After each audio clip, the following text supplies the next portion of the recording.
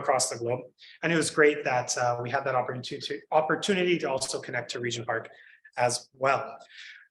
So I would like to transition to the last portion and most exciting portion of the meeting, this session, which is around Made in Canada Urban Innovations and Transformations, particularly around the 100+ Canada's Profile in Urban SDGs. The Pavilion is very pleased to have announced the 20 selected initiatives that were selected as part of this Made in Canada Urban Innovation and Transformation. We will feature 8 of these here today, but also as well, this will be a continued conversation. All of these initiatives will be available online and has been shared as well through our channels. Importantly, this is not the end of 100+, this announcement here, but we are looking to collaborate specifically with each of these 20 initiatives through various meetings, through various conversations, presentations, exhibitions as well. So please stay tuned for that. And then finally, the last piece is the 100+. It is an ongoing program.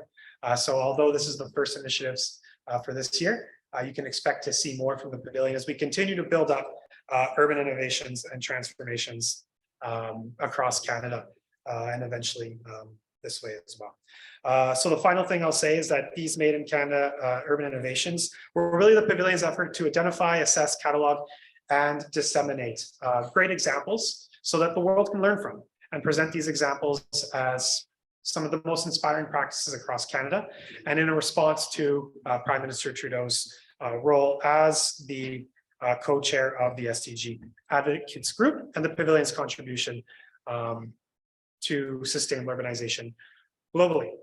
I see my colleague Ilda is just finalizing the last couple presentations, and I think we're good to go. Awesome. So I'm going to, in no particular order, I'm just going to call each of the 8 initiatives that will be presented here today to the floor. And first on my agenda is I would like to invite East Village Master Plan, Calgary Municipal Land and Corporation, Amber Ostadan Ullman, who is the Director of Development. Amber, please. And I think we have a presentation for yes. So if you can present Amber's presentation.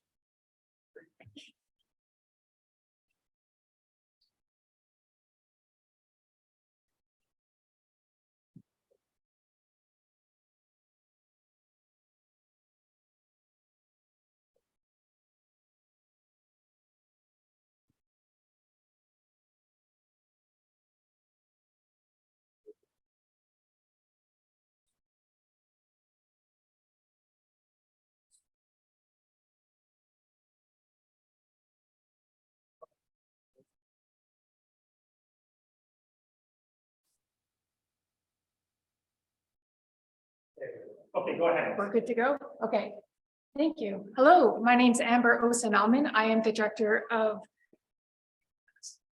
It's okay. All right, we're good. Okay. Thank you. My name's Amber Osen-Alman. I'm the Director of Development with Calgary Municipal Land Corporation. Thrilled to be here. This is really exciting to be recognized as part of this initiative. Next slide, please. So just a quick overview of who we are. We are a for-profit land development company that's owned by the City of Calgary. We were created back in 2007 to focus on what we call the Rivers District. Next slide, please.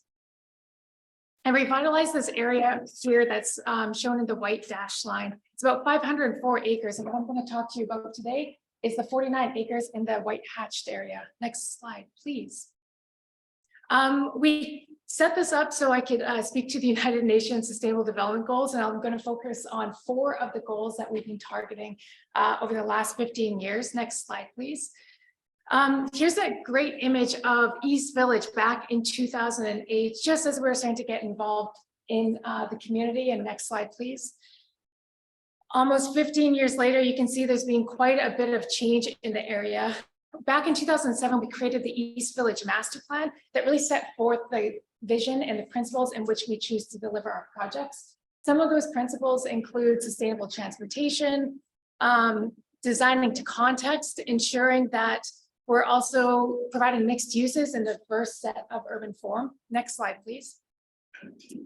It's actually interesting. On the plane ride over here, I was reading that, I didn't realize this, over 50% of the urban populations don't have access to naturalized areas or parks within a 400-meter walking area. Next slide, please.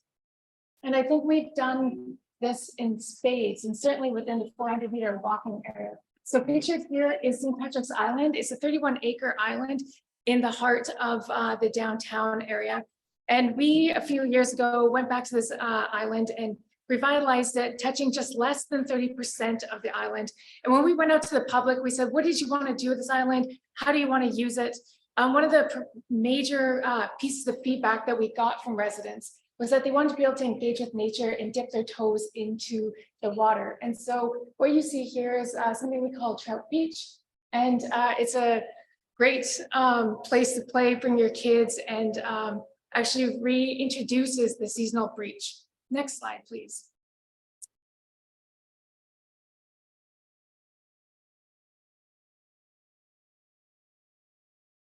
There we go. Thank you. Next slide, please.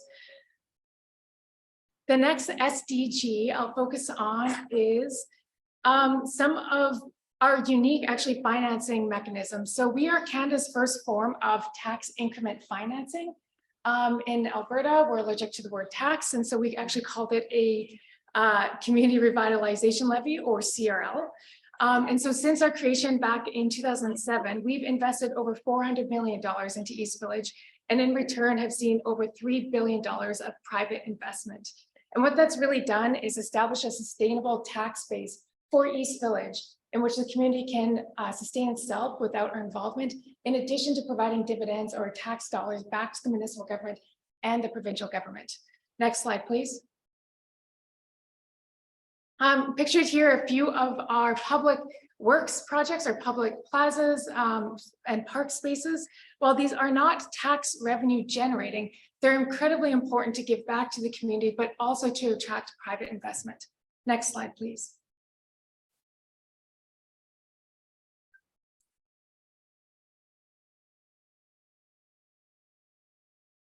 Partnerships. Next slide, please. So we put on over 600 events a year in partnership with organizations across Calgary. This is really important to us. I think in a lot of ways it reestablishes the social fabric and gives ownership back to Calgarians as a way to take over the space. Next slide, please. And finally, the last thing I'll focus on here is infrastructure and innovation. Next slide, please. There's a couple of ways I will highlight that we've done this. This first picture here, in all its glory, is the Central Library, but I'm not going to talk about that building. Just if you look below it is our streets. We redesigned all of the streets in East Village, and we did that purposely to narrow the vehicular carriageway and widen the sidewalks. That was done to encourage people to get out of their single occupancy vehicle, walk through the streets, use active modes to connect through the community. In addition, all of our street designs are done outside of the city's standards. So we use brick pavers. What that does is it responds to our freeze and thaw climate in Calgary. And if there's any type of cracking issues, we can simply pick up a paver, rehabilitate the issue, and put it back down. And then, as I'm sure you guys are aware, it also helps slow the storm water if there is a storm scenario, filtering into the ground. Next slide, please. And the next two images I'm going to focus on are two really unique parcels that we built two buildings on. We chose this site featured here where the Central Library is because of its difficult nature. So this is something private market typically wouldn't tackle because of the premium cost to either move infrastructure or to design over it or with it. And so what we chose here is to actually put our Central Library right over top of a moving LRT or light rail transit. Next slide, please. And then finally, I'll also highlight this beautiful building here. This is our 9th Ave Parkade. When the Calgary Parking Authority approached us, they said they want to build Calgary's last parkade, which was pretty innovative and thoughtful of them because of the future of autonomous vehicles. And so if we're going to build something new and we're going to put all that embodied carbon into it, we really want to think about how that building could transfer into the future. So all of the floor plates here, sorry, just so might go back. Thank you. All of the floor plates here are designed to enable the conversion of office to residential, including the floor to ceiling height. In addition to that, we didn't want it to be a standalone use for just vehicles only. We also partnered with a nonprofit group called Platform, which is a technology innovation group. So in addition to that, I didn't even highlight that this one was also chosen, the site was chosen to build over top of a live active light rail transit line. And with that, I am done. Thank you for your time.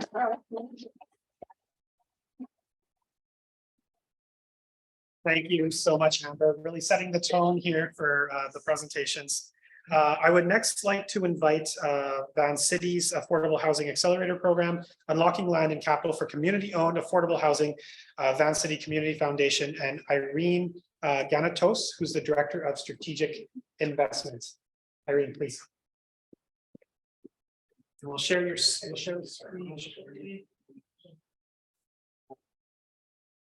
I'm not gonna be able to see you, but I'll see the. Yeah, let me know where it is. Okay. And if you would like, I can.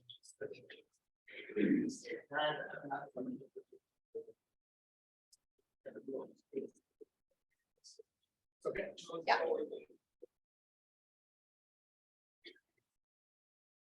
Good morning, everybody. I'm pleased to be here today. I'm presenting on the Van City Affordable Housing Program and Accelerator Fund, and thank you for the invitation and for selecting us. And I look forward to meeting all the other innovations. Oh, it's not up yet. Maybe I'll just start that I work with Van City Community Foundation. We're a foundation located in British Columbia with about 60 million in assets. Oh, sorry, with about 60 million in assets, and we run programs that focus on social and economic innovation and housing stability and security and homelessness.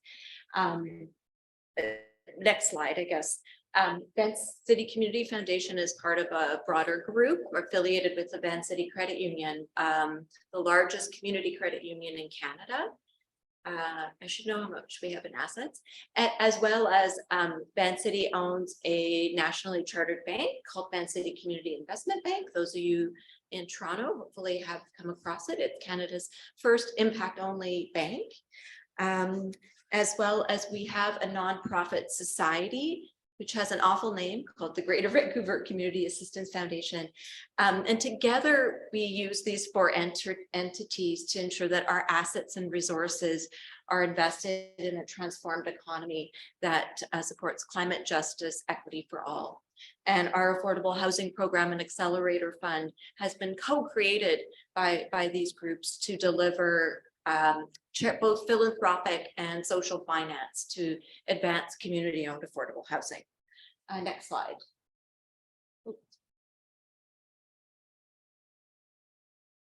Sorry, it's not working. And this other one is not working. Oh, this one's not This one working. is Sorry. Alex, is it possible to change the other one? It's okay. The purpose of our program, and you know, in 2011, a bit earlier, we started seeing more and more of our Van City members and our community partners that own and operate affordable housing, or that own land that they were having, you know, they were land rich, cash poor, faith-based organizations, nonprofits, and we're looking to redevelop those assets, but lacked the capital to start the planning. So we started by providing grants to support a business planning process, and thought, then they'll go to the credit union and get a construction loan. Well, we realized quite quickly that that's typically not possible. There's a big gap in the middle. So our program seeks to ensure that more people have housing by investing in the early stages of planning and pre-development of community-owned, Indigenous, cooperative, and nonprofit housing, and with the name of increasing the supply of permanent affordable housing. Our market tends to be looking at social to sort of below market housing. Most of the projects we support have a mix of housing for different income levels, family sizes, and obviously our major SDG goal is ensuring that people have access and availability of adequate housing. But we're also looking to support climate ready and climate resilient affordable housing development and to enhance economic inclusion. Just quickly, I'll just talk about the tools that we use maybe. We use grants and loans to bring capital to projects from idea to construction, filling a systemic gap in the capital for affordable housing. Our low-cost loans are really accessible, nimble, patient. They're 2% simple interest, and they don't get repaid until construction financing is secured, or they can stay in the project for up to 10 years post-occupancy. So really looking to address those capital gaps. We also provide training and technical support, and mostly to help organizations understand the development process, find partners, and develop a vision for their affordable housing development. And then we do engage in advocacy and sector support.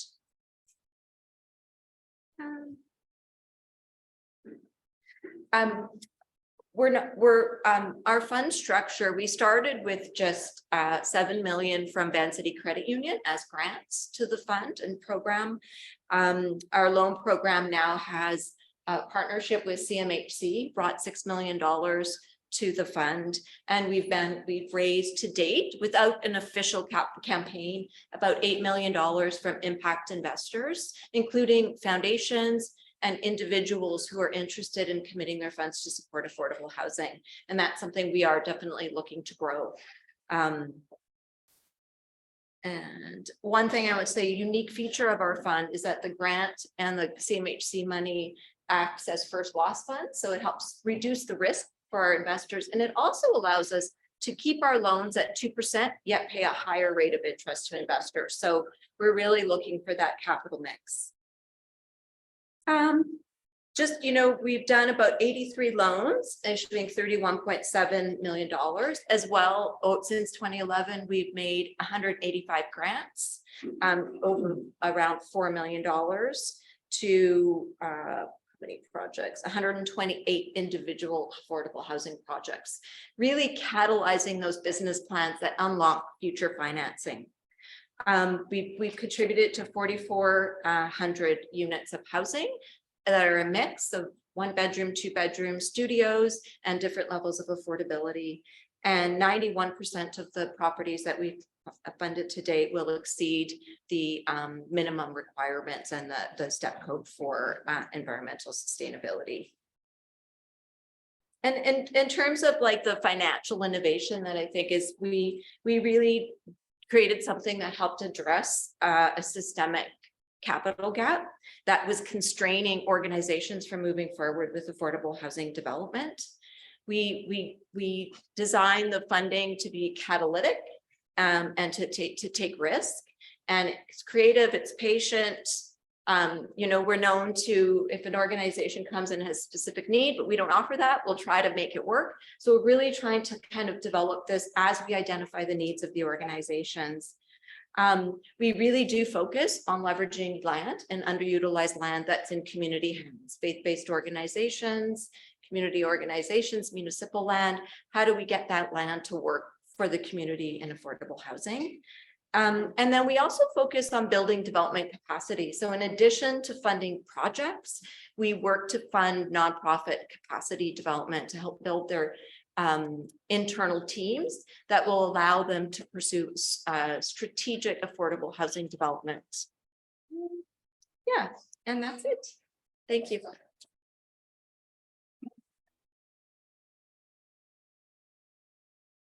Okay, thank you so much, Irene. I would next like to call Taslim Tharwar, who's the Director of Strategic Initiatives, and to talk about Inclusive Local Economic Opportunity Initiative led by United Way Greater Toronto. And you also have presentation. I do, yep. Thanks, Alex. Oh, there it is. Perfect. Thanks, everyone. I'm super happy to be here today to talk to you about an initiative that we started about 5 years ago in partnership with BMO. And what we realized about 5 years ago, many of you will know that United Way has been working in communities for many, many decades. What we kept hearing from residents in those communities was that the idea of economic opportunity in their neighborhood was really, really important. And we knew that as neighborhoods revitalized, that not all residents were benefiting from those opportunities. So we really wanted to think about how could we ensure that as neighborhoods revitalize, the benefits of that revitalization and all of the public and private investment that goes into those the neighborhood revitalizations would actually benefit the surrounding communities. You can go to the next slide. So what we also knew that when you're thinking about economic opportunity, you really do need to work with the private sector. We knew that the community had been thinking about this challenge for a really long time. We knew that the government had been thinking about this challenge for a really long time, but we had no idea whether the private sector, was thinking about the challenge and whether they understood the levers that were available to actually influence how the benefits of these developments flow to the residents in the surrounding neighborhoods. So you can go to the next slide, please. So we sat down and we started by working with a corporate leadership table of 17 CEOs in Canada for about a year. We briefed them on models from across the world on how we could actually ensure that the benefits of neighborhood revitalization could get to those residents. Today, we now have over 32 partners at the table, including corporate, community sector partners, public sector partners, but more importantly, and if you could move to the next slide, we were very, very careful because we knew that as we came up with ideas and what we wanted to do in neighborhoods, we needed to not just have people's ideas, we needed to have their time and resources and the power of their organizations behind what we were doing. So what we did was we ensured that we were working with the senior leadership. So CEOs from the private sector, EDs from the community organizations, and very senior public officials to make sure that as we started to think about what we wanted to roll out and what we wanted to pilot to address this challenge, we would be able to actually get this stuff done. So if you could move to the next slide, please. Here's kind of an overview of this initiative. We now have 32 partners, as I mentioned. We have 5 pilot projects that we're rolling out in a single community. And the reason we're doing this is because we wanted to really hit many, many different aspects of economic opportunity. Those pilot projects work up to 3 different community objectives: good jobs, community ownership, and influencing the development. And those lead to kind of one vision, which is a neighborhood that really opens up possibility for all. Next slide, please. The neighborhood that we're working in is the Greater Golden Mile. We chose this neighborhood for 2 reasons. First, because of the opportunity that was going to be there. The little strip in the middle is really where the development's going to be happening. And then second, because of the needs of the surrounding communities. This little strip of development is surrounded by 5 neighborhood improvement areas. If you could just click.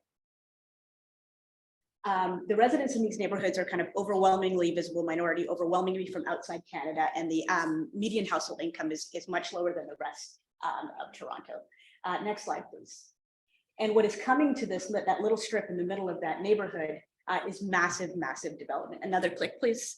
It's 77 towers, 14 different developers, 35,000 units, and over 50,000 new residents. There's rendering here of what that community will look like. That right now is really just big box stores, 1 or 2 stories, and very little residential. So there's a massive, massive development coming, and this little tiny area is surrounded by neighborhoods in need. Next slide, please. I'll talk a little bit about 3 of the 5 pilots that we have that are now being kind of implemented in this neighborhood. So the first is a community-owned, 51% community-owned construction joint venture. We created this joint venture because we wanted to ensure that residents would benefit not just from jobs from the development, but also really benefit in the way that the private sector would, kind of through wealth creation. So, ACON is the 49% partner. They provide kind of, post-hiring training, equipment, all of their business expertise, and then 10 community organizations who have come together to create the Center for Inclusive Economic Opportunity Golden Mile own 51% of this company. Their job is to recruit in the community, to provide pre-employment training, to provide wraparound supports, and eventually they will be distributing those 51% profits to the community. Those profits are incredibly interesting because they're not charitable dollars. That means the community can use them as wish. You know, they're not tied to donors and they're not tied to NCRA restrictions. We're very excited about this. Along with this, there's fully funded, locally delivered construction training happening in the community for residents, so that they can feed directly into this company. It started in the beginning of 2022, so we're about a year into this company. We've hired 11 residents in the community and done over $200,000 worth of work. But important to keep in mind that the construction in the neighborhood has not started yet. So it will only start in 2024. So these numbers are really just indicative of what we can do just to show that the model actually works. Next pilot, please. The next one that I'd like to talk about is our Good Jobs model. Now, this is really created to ensure that residents were going to be equipped to take advantage of the opportunities that were going to come from the neighborhood. We know that over the next 20 years, around 19,000 jobs are going to emerge from this development. We want to make sure that the residents in those 5 communities are going to be equipped to take advantage of those jobs and not miss out. So, given that the construction hasn't started yet, we worked with our ILEO corporate partners, and specifically here, IBM helped us to develop the model. Sun Life is piloting the model now, and we've run 2 iterations with Sun Life, where we're actually, finding residents from the neighborhood, filling that 2 to 4 month gap that they have between, from where they are to what they need to be able to get a job, and they're actually now being hired by Sun Life into disability adjudicator positions.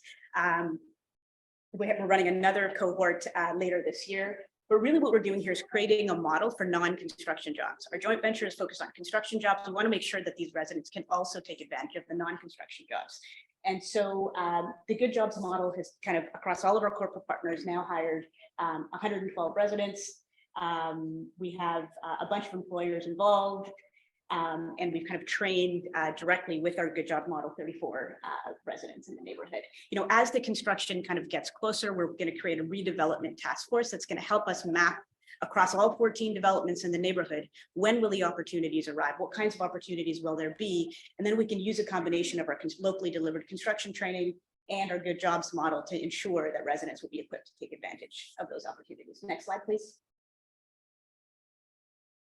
The final pilot that I'll talk about, and there's 2 more that I won't talk about, is our storefront starter. Now, this is a pilot that's focused on aspiring kind of new retail entrepreneurs in the neighborhood. We know that retail entrepreneurs are particularly badly hit when neighborhoods revitalize because rents kind of increase exponentially. We wanted to make sure that we were supporting kind of local retail entrepreneurs.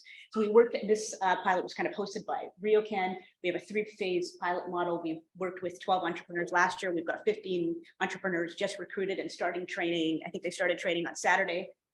They'll do kind of a pre-launch training now. They'll participate in some marketplaces over the summer and in the fall. And then there's a boot camp to support them to scale their businesses. The entrepreneurs kind of generated over around $50,000 in profit plus a similar amount in grants last year. And we hope that the same will happen this year.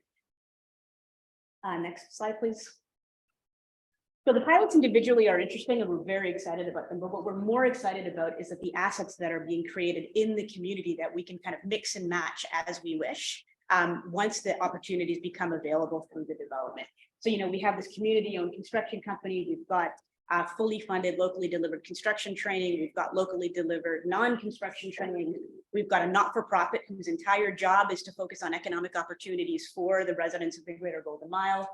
We have a neighborhood-based model for entrepreneurship. We're starting to develop our list of kind of construction-related small and medium-sized businesses. So our hope is that we can be very nimble and agile because we don't want to happen what sometimes happens in developments where developers or construction companies will say, we need 30 carpenters, but in 2 months, and we actually don't have time in the neighborhood to train up those folks to be able to take advantage of those opportunities. Next slide, please.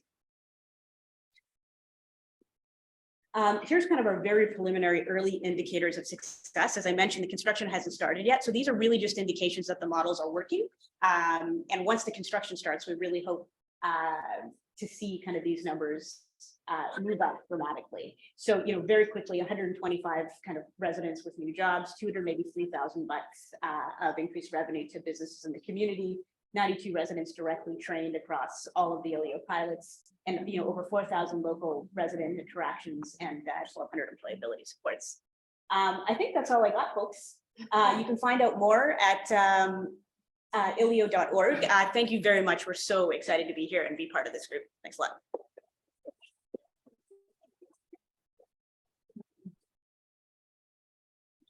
Fantastic. Yes, we are also very excited.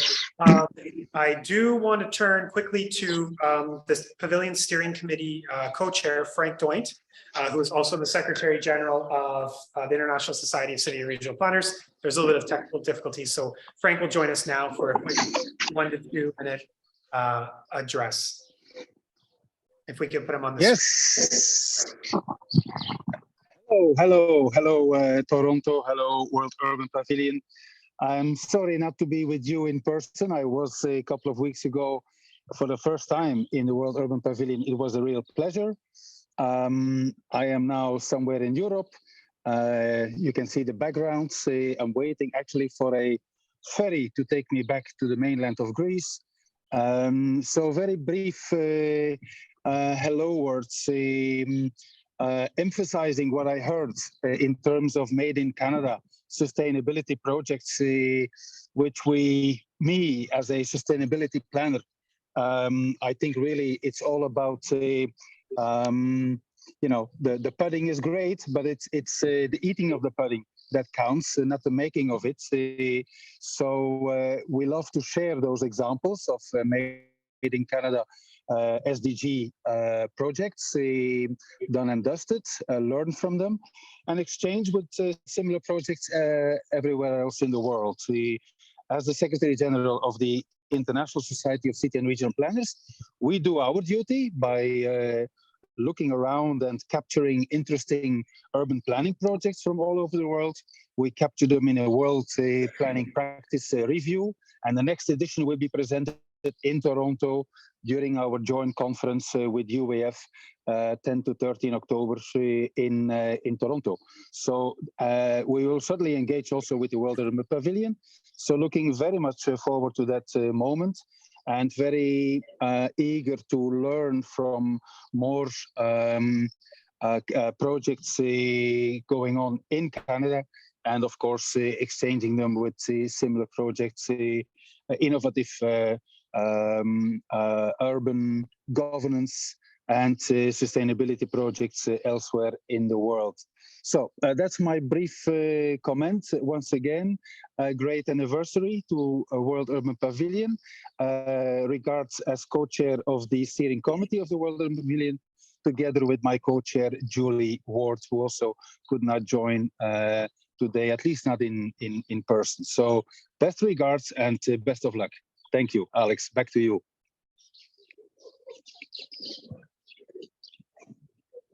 Awesome. Thank you, Frank. So I will now go back to 100+ presentations. I invite Peter Zimmerman, Senior Director of Development with Toronto Community Housing, to talk about the Regent Park revitalization. Peter.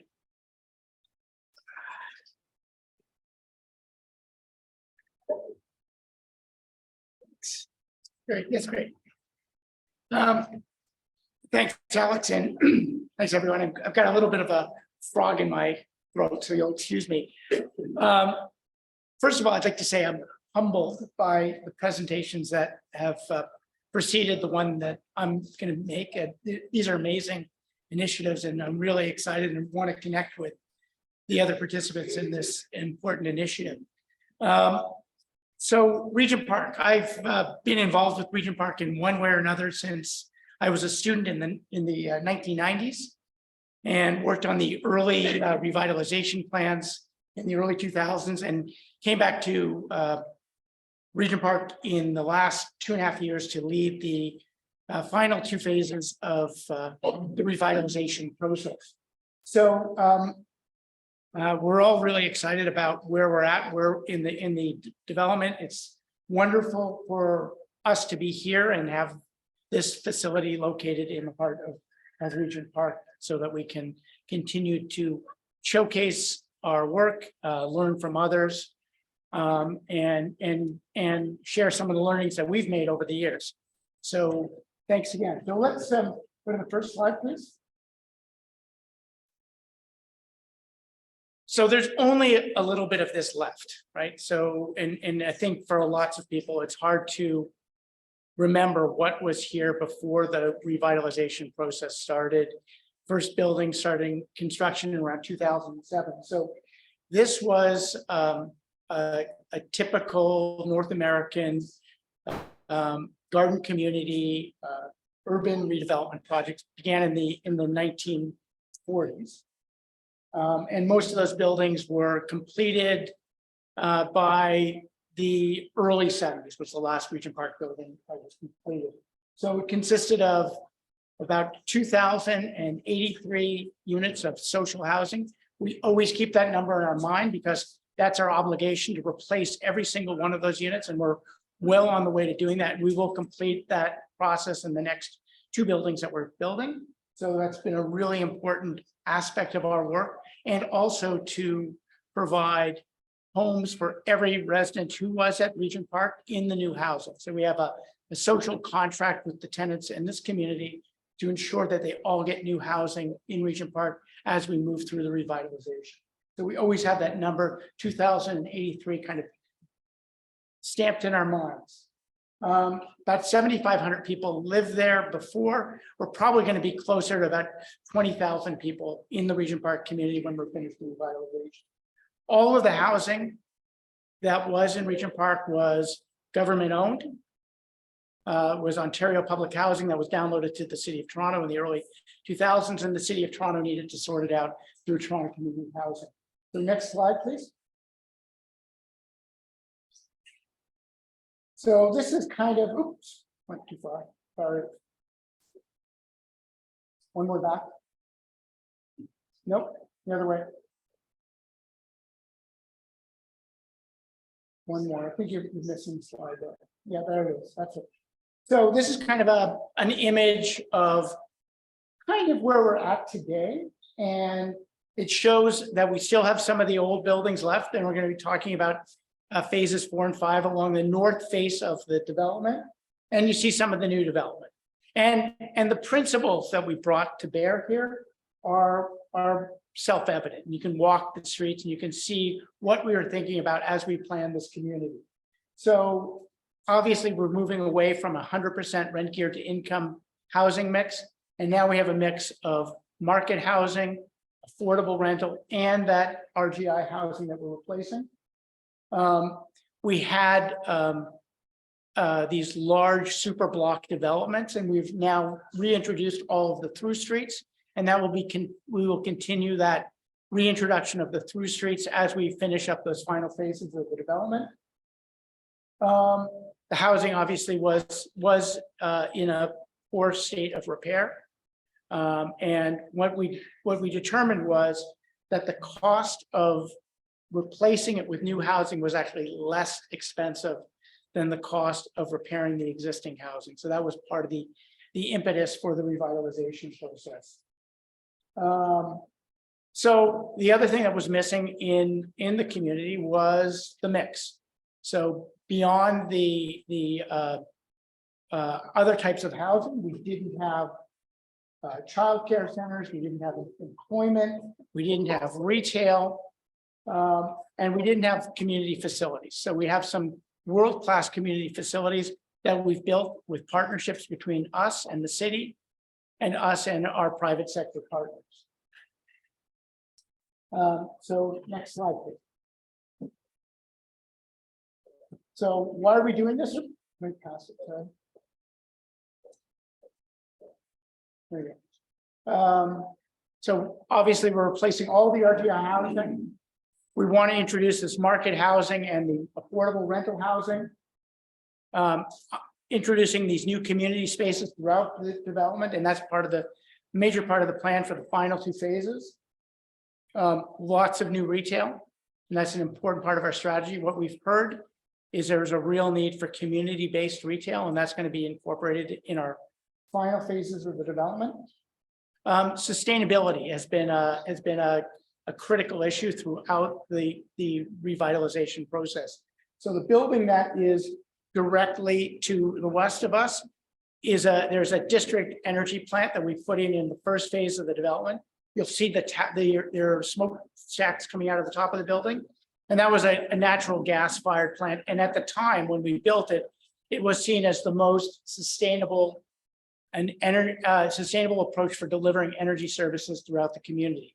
As we're moving into the final phases, we now have a mandate to decarbonize the remaining portions of Regent Park and try to build in ground source heat pumps and other forms of energy supply, and eventually phase out that district energy plant, or at least the natural gas fired portions of it that we introduced in the early 2000s. And lots of open space. So we have the new community park, and in the final two phases, there will be a new civic square. Next slide. So this is just a kind of a snapshot of how we do this. We have talk that are mostly about the rental replacement housing, relocation costs, community engagement costs, municipal infrastructure costs, and the planning and administration costs. We have three sources of funding. We have the land profits from our partnerships with our private developers. We have grants that pay for these community facilities. So for instance, the Aquatic Center was facilitated from grants from the city.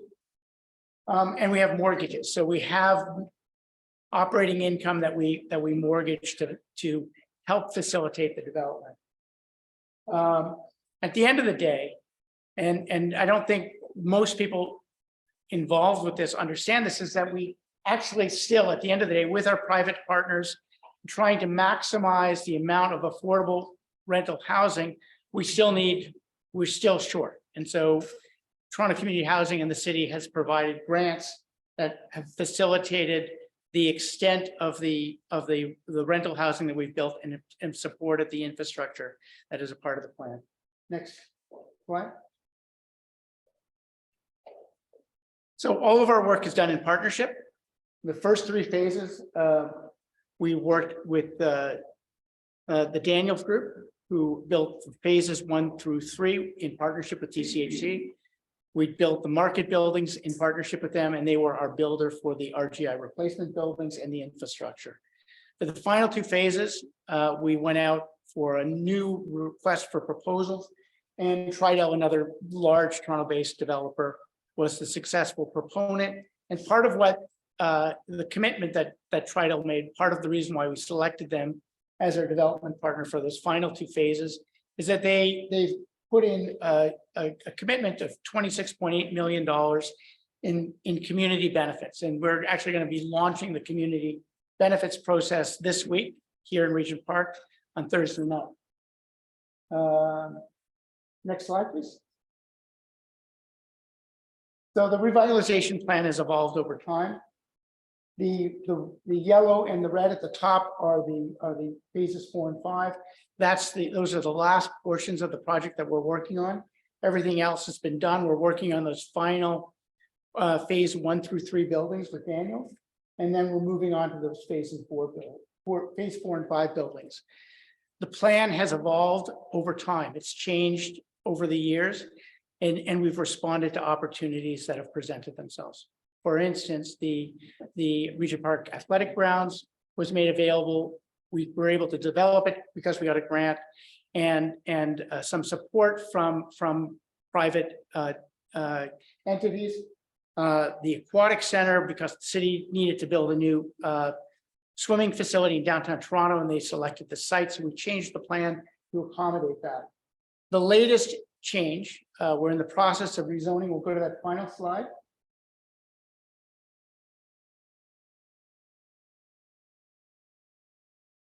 So this is a look at those final two phases. So when we looked at those final two phases, we realized that the densities that we were delivering, mix of townhouses and mid-rise buildings, was no longer appropriate. We needed to build more affordable rental housing in these final phases. We wanted to concentrate some of the density in higher buildings so that we could create an area for a new civic square and a home for a new Toronto Public Library. So the densities are going up. We're adding an additional 1,000 units of new housing to Regent Park beyond what was in that original plan. And that housing includes a mix of market, rent geared to income, and affordable rental housing. So we're just finishing the rezoning process, and those first phase 4 and 5 buildings will begin construction later this year. We're going to begin demolition, and the first buildings will begin construction next year. And that's it. So. Don't forget your phone, Peter. This is you, yes? Yeah. Fantastic. Okay, fantastic. Always great to have Regent Park involved, of course. So I will move to Toronto Western Hospital Wastewater Energy System, University Health Network, Noventa Energy Partners, and the City of Toronto will present. So I have Fernando Caru, Manager of Renewable Energy and Net Zero Development, and your colleague, David Macmillan. And you don't have presentation. Okay, fantastic. Really brief. We're running behind actually. So, well, thanks again, actually. So, can you hear me there? So, congratulations on the 1-year anniversary. It's a great initiative. Happy to be here to share a little bit of the work that we do. David McMillan and I are both in the City of Toronto Environment and Climate Division on the innovation side. And this project actually essentially is one of its, its kind, first of its kind in the region. And as we understand, it's the largest raw wastewater energy project in the world currently. And what it is really is we're decarbonizing essentially a large, hospital campus by harvesting energy from the sewers essentially, and thereby displacing 90% of fossil fuel use. So we're excited to do this work for the city to actually leverage city infrastructure for climate action. But then we have to also thank our partners within the city, Toronto Water, who was really, leaned into this opportunity and was able to mitigate risks around connections to the active sewer and so on. And then also, the University Health Network, the host of the project, the hospital. And then crucially, Noventa Energy Partners, who is a Toronto-based startup that is now globally recognized and focused actually on wastewater energy. Thank you for that. David, if you want to tell people a little bit about the program itself beyond the project. So really, this is the first project, hopefully of many to come. And so what we're doing now is thinking about how we scale up the opportunity. And so, there is a public website that anybody can go to. If you just Google wastewater energy program, we've mapped out the entire resource across the city. So anybody can input their address and find out how much heat is available nearby in the trunk sewer. So this is one way we sort of leverage our assets, this one being data for climate action. So anybody can access that. And the opportunity is vast, and we've received a number of inquiries, and now we're putting in the rules essentially to make it so anybody can do a project. And in fact, there's opportunity right here at Regent Park, as Peter alluded to. So we're really excited about the future of wastewater energy transfer and wastewater energy program in Toronto. So thanks for recognizing us. Yeah, thank you.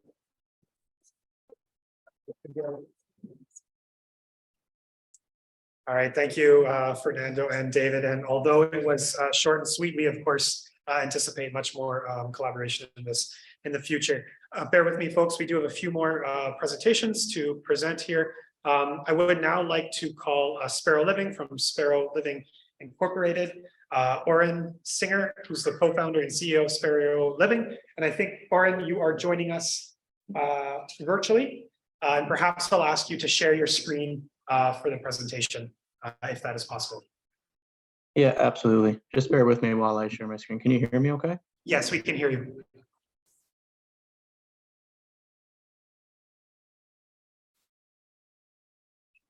And Alex, have you enabled audio? Because there will be a short video that I share as well. Yes, it should be working. And Yeah. share screen is okay with that. Don't worry about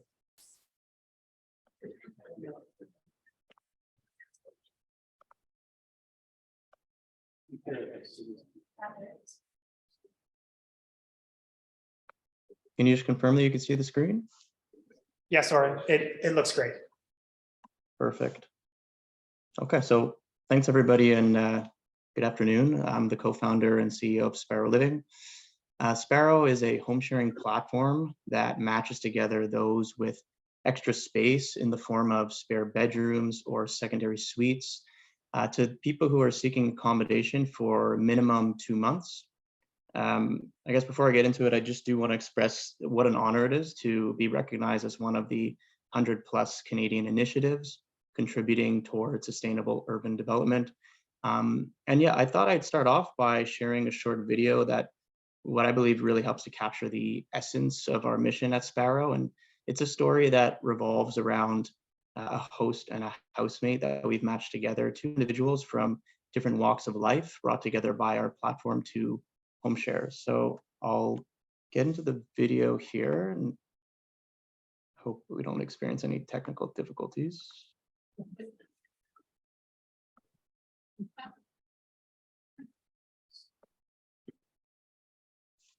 me a second here.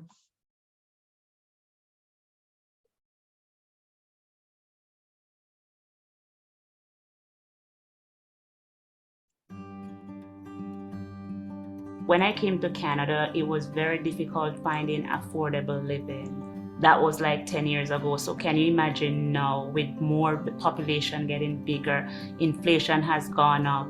So I decided that I could pay it forward by helping somebody getting a space to live at a reasonable price.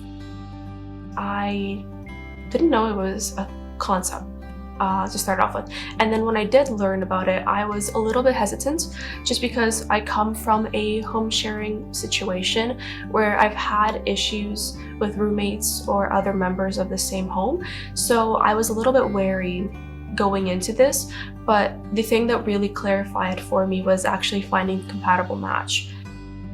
Sparrow matched our habits and our lifestyle so that we could live together.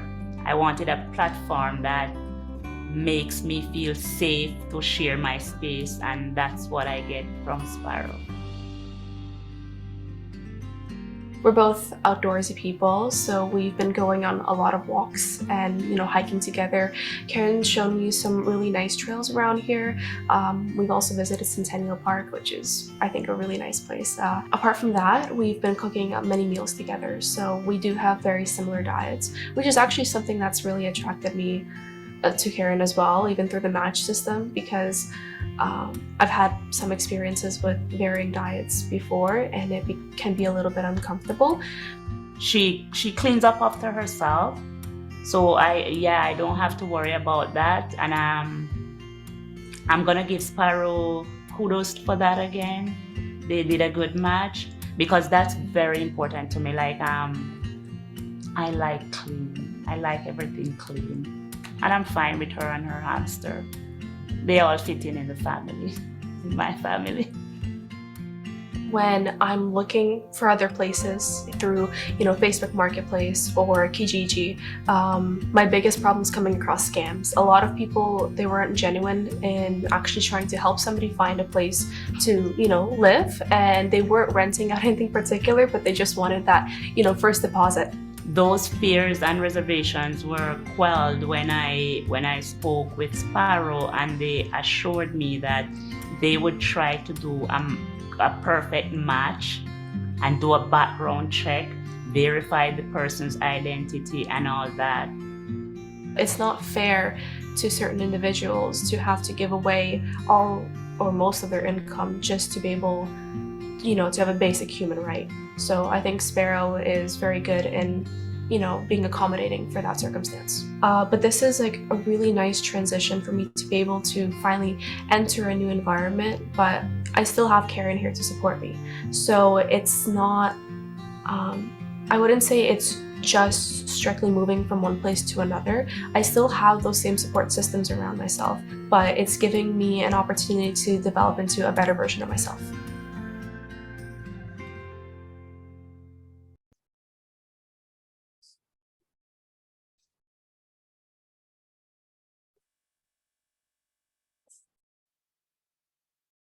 Perfect.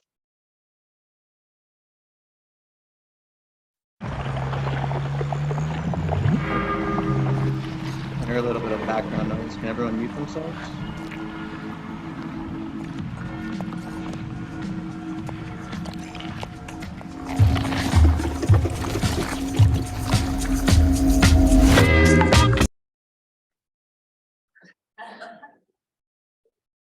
All right, just one second here.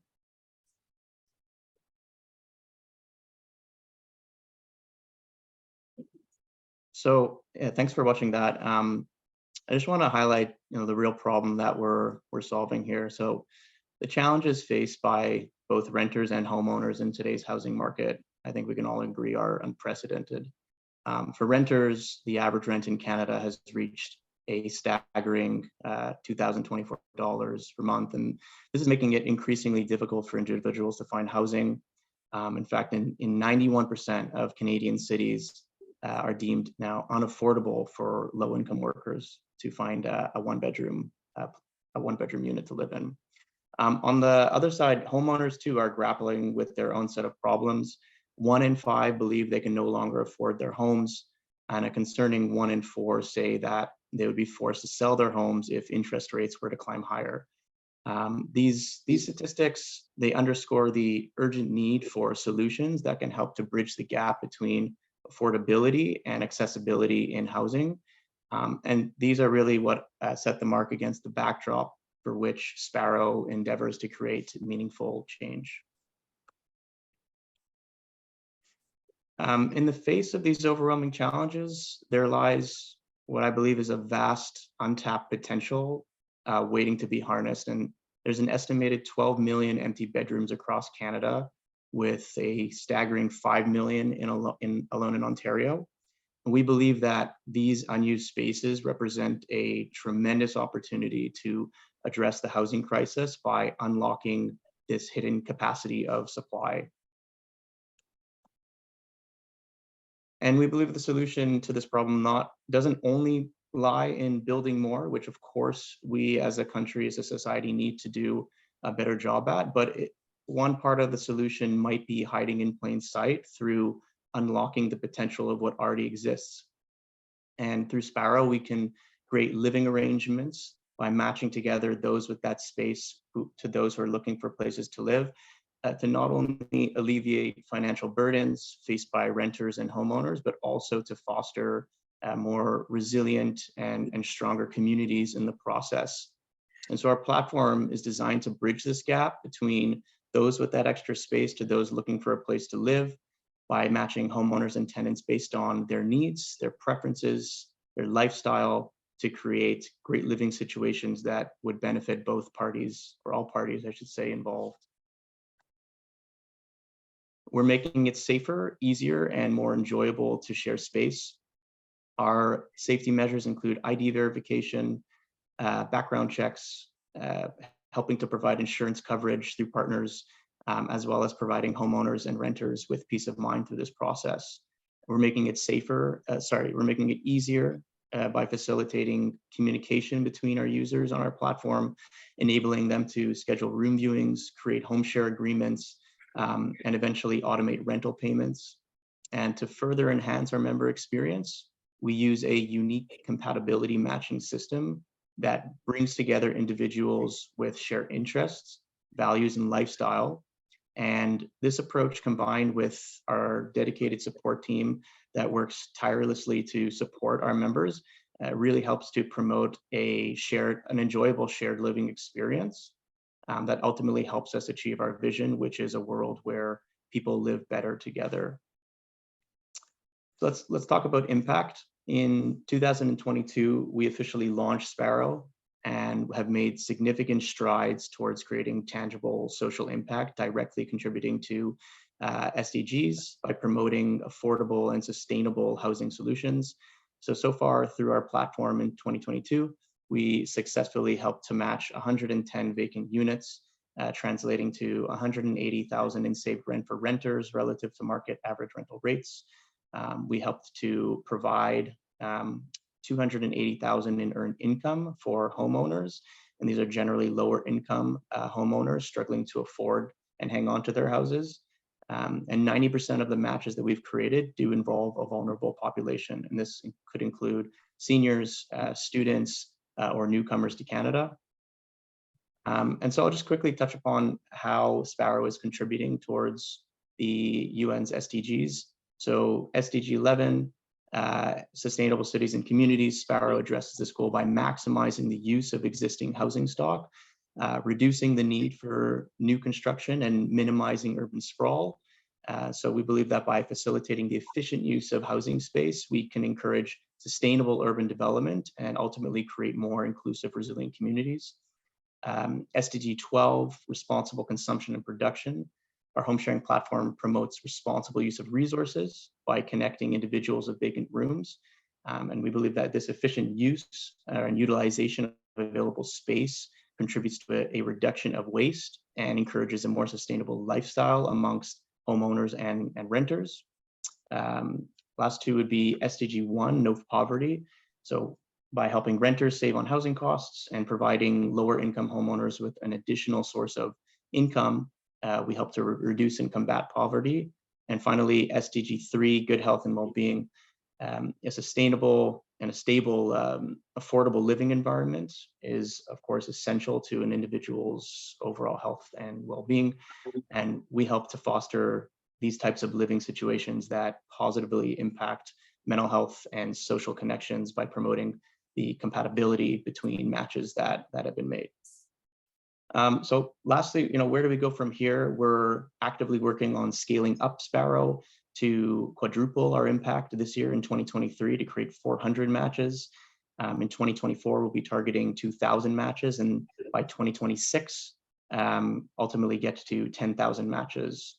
So that's it for now. Thanks everybody for watching and having me here to present on Sparrow.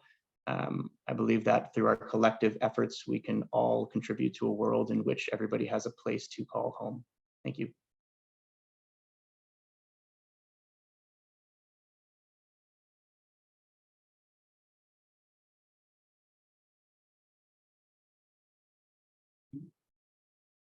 Awesome. Thank you so much, Oren. We're almost complete with the presentations here. We have two left. I would like to have Jennifer Taves, who's the Senior Manager of Sustainable Communities and is with the Sustainable Neighborhood Action Program from Toronto and Region Conservation Authority. And I believe Jennifer is also joining us virtually. Ilda, so no need to share screen. And perhaps Jennifer, I turn to you to share. Certainly. Can everyone see my screen okay? Yes, we can. Wonderful, great. And thank you so much for having me here today and for selecting us to be part of this very important initiative. It's been really wonderful and inspiring to hear all of the other presentations as well. So looking forward to learning more and collaborating where possible is one of the things that we truly believe here at Toronto and Region Conservation Authority in our sustainable communities work and beyond, is that collaboration is at the heart of all of this. And I heard that same thread throughout the entire conversation today. So looking forward to making those connections. But yes, to talk about SNAP, we are a neighborhood-based solution for sustainable urban renewal and climate action. So to oversimplify matters completely, I like to say that we work towards building climate resilient communities. And we do that in a very collaborative way. It's a very top-down and bottom-up approach where we work with conservation authorities, our municipal partners, as well as very deeply with the members of the community themselves to develop these action plans and, most importantly, to implement them. So I'm just going to see if I can move to the next slide. My mouse has decided to disappear on me. So we'll just see what's happening here. Maybe if I just go there. I'm not sure if it's, there we go. That's much better. Okay, so you can see that we have a growing network of SNAPs throughout the TRCA's jurisdiction and even beyond. We're working in 16 neighborhoods with over 11 municipalities, but what's most intriguing to us is the number of implementation collaborations and partners that we have. So we work very, very closely with so many different organizations to drive the results that I'll be showing in a moment. And I'll also act in an advisory capacity to other municipalities and groups that are wanting to do this work. So we try very hard to share the lessons that we've learned over the 12 years of our running these and implementing them so that we can really scale the action and drive it forward in many more municipalities and neighborhoods. So you can see up here on the screen, there are a few very critical elements to what makes a very successful implementation of a neighborhood action plan. So one, we heard Councillor Chung talk about the importance of working at the neighborhood scale, and that's really where SNAP thrives. That's where we work and live and play. And we are very multi-objective and science-based. So we want to achieve goals that have co-benefits across the environment and the well-being of our citizens, as well as being placed within that strong foundation of science. We rely heavily on local networks that are already existing and doing the work to engage the community and drive this work forward, and do it always founded in strong market research, and then work to do demonstrations as well. So all of these threads come together to drive successful implementation in the neighborhood. So I mentioned the different types of work, the energy and climate themes, but also the very complementary themes. And the benefit of the work that we do is that the actions taken in one of the themes directly impact the results seen in others. You know, we don't work in isolation here. When we can leverage one aspect of this wheel, it has benefits for other aspects as well. So it's a very wonderful way to make sure that we're not only achieving our environmental objectives, but also those social and economic indicators of health and well-being across the neighborhoods that we're working in as well. It's a very detailed and structured process that we've come up with over the 12 plus years that we've been doing this work. So we select the neighborhoods in partnership with our municipalities based on very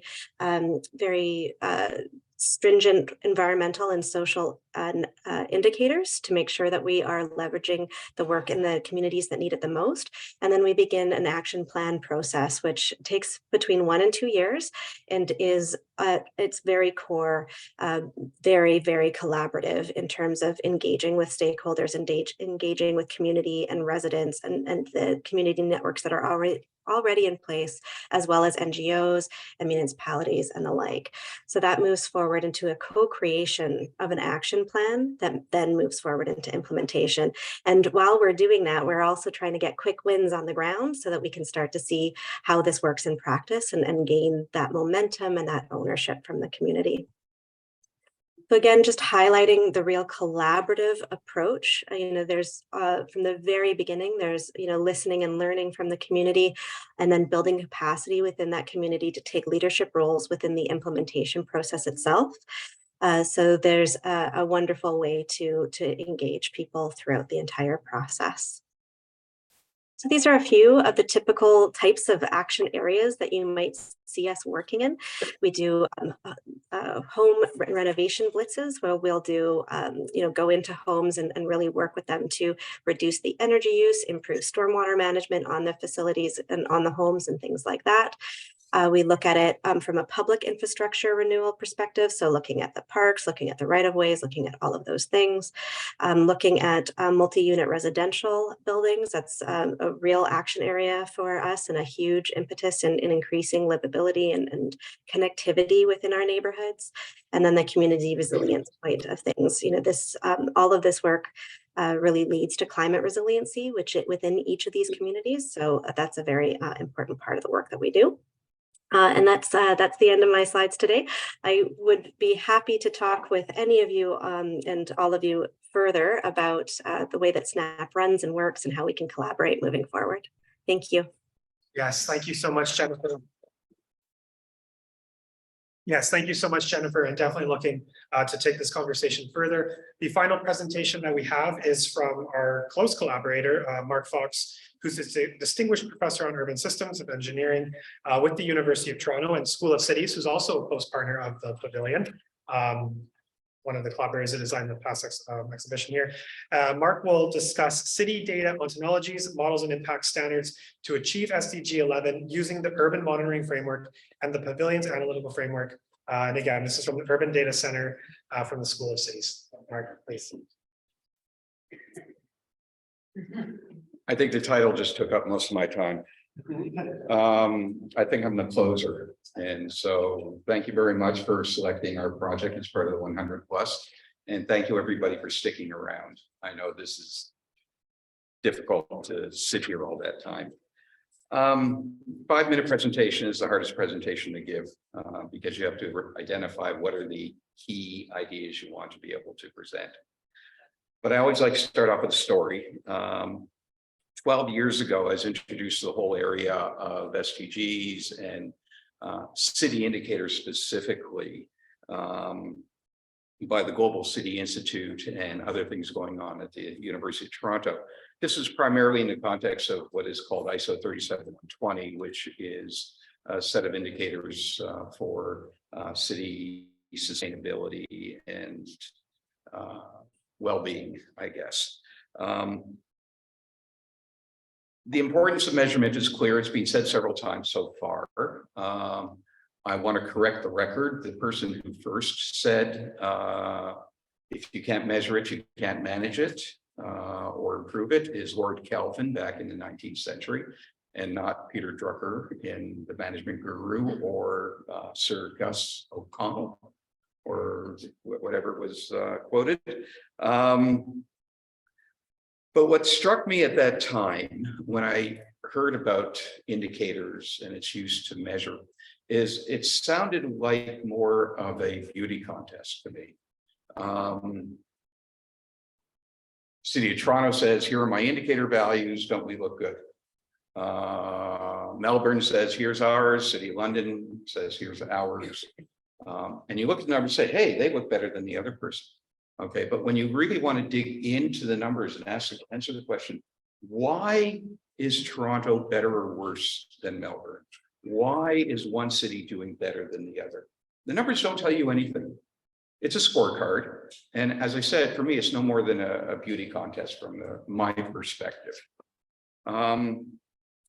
And so what struck me at that time is that we really need to get at the heart of these numbers. We need to be able to answer the question why. We need to be able to dig down and be able to have the appropriate data to do comparative analyses to tell us not only where we are on the scorecard, but what we need to do to improve, because a single number doesn't capture very much. And a single number in reality hides things. And what it hides is possibly in many cases, the lack of validity that underlies those numbers. And so you have no idea whether you can trust those numbers. And that's what my feeling back, this is going back 12 years ago. So I started doing research into how do you represent the underlying data that allows for the ability to answer the question why? And as part of that journey, I was doing some research with people in Melbourne, Australia. And I was talking to them about education indicators. The City of Toronto back in 2013 and 2014 published their 2013 set of ISO 37120 indicators. And one of the set of indicators that they had were education theme indicators, like student-teacher ratio. And the student-teacher ratio at that time was published as 14.5 or something like that, teachers to students, okay? Sorry, students to teachers.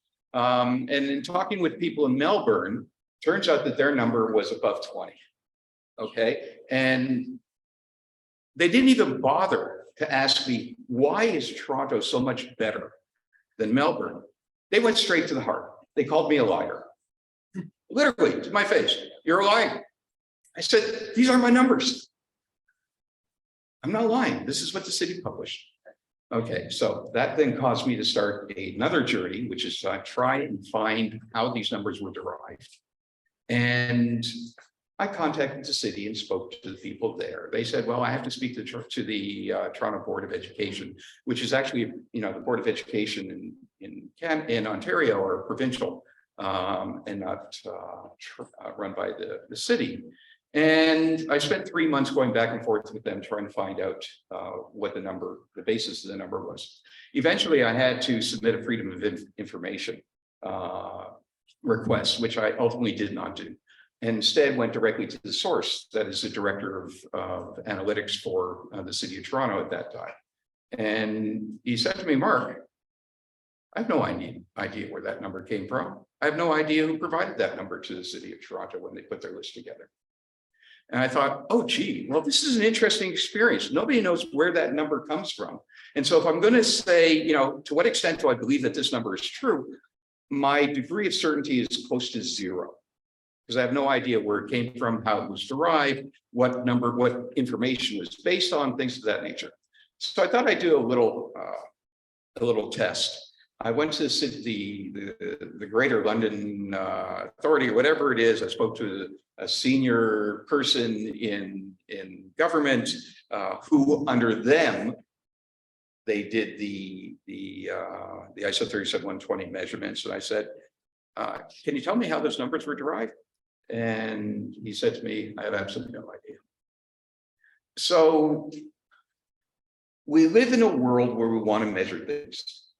I'm not sure we're measuring things in all cases. And I don't want to say that all measurements are incorrect. No, certain measurements are relatively straightforward, easy. You know, how many kilometers of bike lanes do we have in the city of Toronto? That should be easier to measure and not require a lot of data from a lot of parts of the city to derive. But there are other numbers that are a lot more difficult to get at.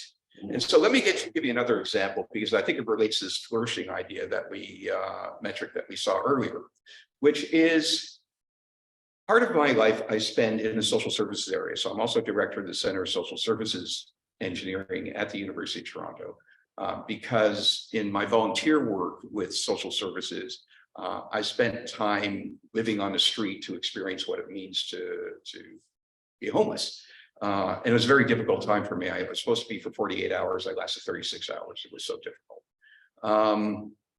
Anyway, that led me to create the Center of Social Services Engineering and focus on issues in that area. That how can we use artificial intelligence, computer science, engineering to support or address the issues that exist in the social services sector. Anyway, long story to get to a short point. Part of what we were doing in our research was trying to understand how it is that people who are homeless actually make decisions about what they're going to do next. And we started looking at data coming in from in onboarding documents that are created as a homeless person is brought into the system. And so there are people who do the interviews and they fill out the forms. And we started looking closely at the forms. And what we saw was not surprising.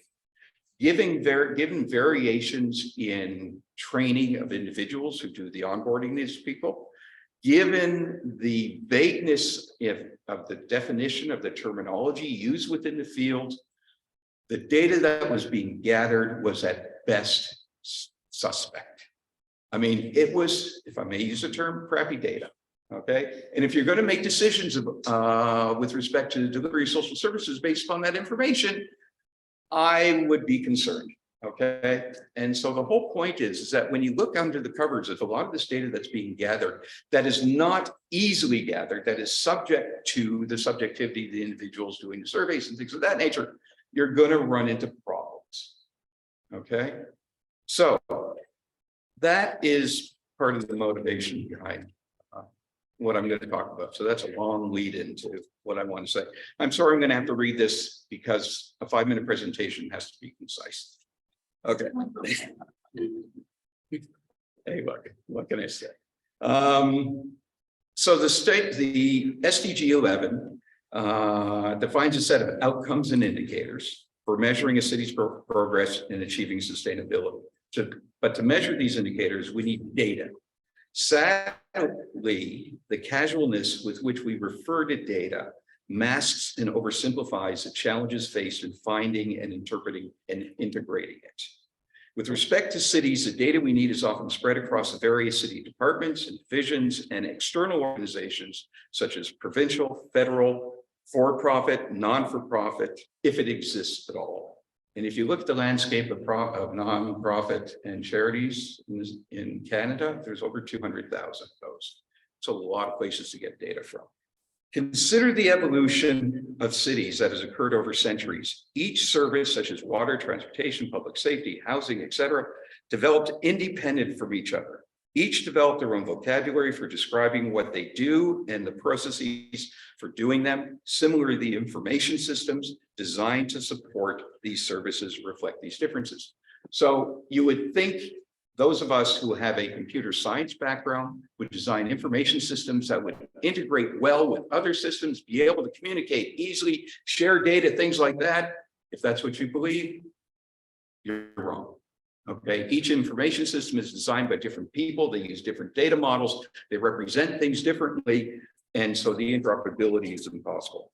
So hence, the data models of each of these systems are often incompatible. They do not use the same entities and attributes, which I will refer to as terms, represent the same thing, whether it be a person or a physical asset. In addition, the data suffers from semantic incompatibility, where systems may ascribe different meanings to the same terms or use different terms to convey the same meaning. Even when the information systems use the same terms, they often associate different meanings to them. For example, the term plant, P-L-A-N-T, is interpreted differently by public works than it is by parks and recreation. For the latter, it's a physical building. For the former, the physical building. For the latter, it's a leafy green thing. The clash over the meaning of terms prevents the seamless exchange and integration of data among the applications. We refer to this problem as the data interoperability problem. 10 years ago, we began work on the Polynosis project, which directly addresses the challenge of city data interoperability. It fundamentally transforms how SDGs indicators are represented and used by city information systems. By enabling the integration of data from multiple sources, not only are more accurate results generated, but the capability to answer why becomes possible. More specifically, we've created a semantically rich, precise, and integrated representation. I'm sorry for throwing all this jargon at you, but I'm just trying to be precise, which makes it possible to pull back the curtains behind indicators. In other words, it becomes possible to answer questions such as, what data is this indicator based on? Why does the city's indicators change over time? Why do two cities' indicators differ? We have also developed algorithms that perform root cause analysis in order to answer these why questions.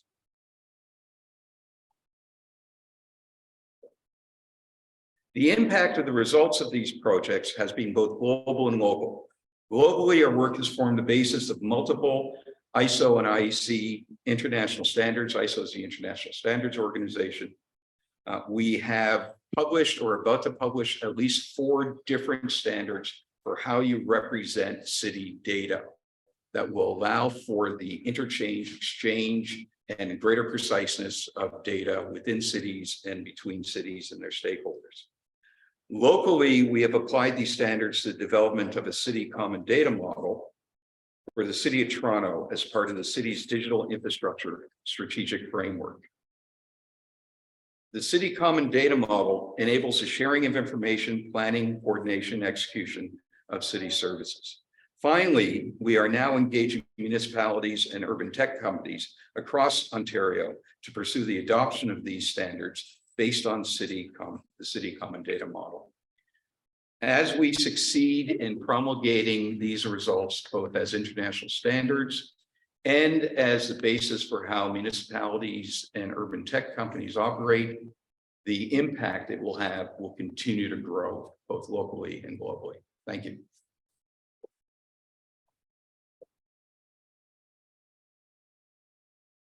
All right, thank you, Mark. So we now have a 2.5-hour video to show everybody. No, just kidding. No, that's the conclusion of the the session. Reza, perhaps would you like to say closing remarks, or Eduardo? We'll close it. Thank you everyone for joining us. Appreciate the support, and definitely we're looking forward to continuing this collaboration. Thank you so much. Thank you.